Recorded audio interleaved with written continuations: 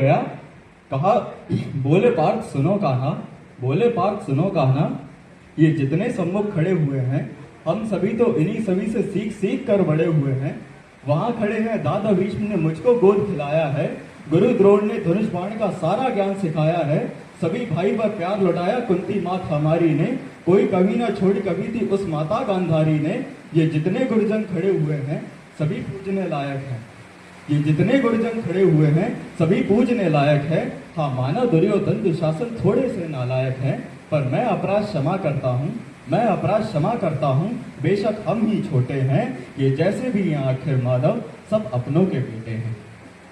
कि लेखकों की भीड़ में महज में बस एक लेखक हूँ, इन क्रांतिकारी वीरों की महज में बस एक सेवक हूँ।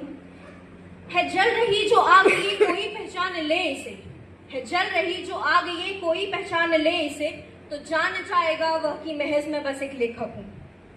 है डूबती इस सभ्यता को मैं बचाने आई हूँ, बुझी हुई इस क्रांति को फिर चलाने आई हूँ।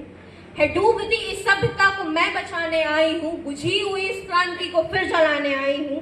है थामा हाथ हिंदी का मैंने तुम अब ये देख लो, है थामा हाथ हिंदी का मैंने तुम अब ये देख लो, मैं लेखक हूँ, मैं लेखक हूँ, हिंदी बचाने आई हूँ।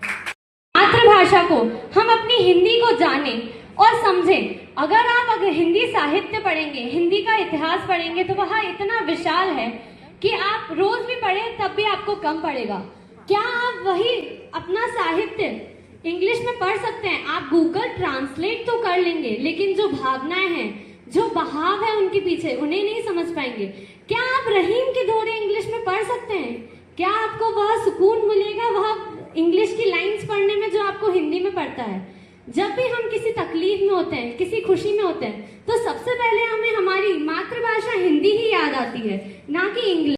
जितनी तुम में है भक्ति उतनी तुम में माँ शक्ति, जितनी तुम में है भक्ति उतनी तुम में माँ शक्ति, अगर रखोगी तुम शक्ति तभी मिलेगी वो मुक्ति। सुनो बेटियों डरो न तुम अब तलवार उठाना है, उन भूख मिटाने वालों पर अब छठ से तीर चलाना है। मणिकर्णिका के जैसे तुम जब तलवार उठाओगी, मर्दानी कहलाओगी, तुम मर्दानी कहलाओगी। धन्यवाद।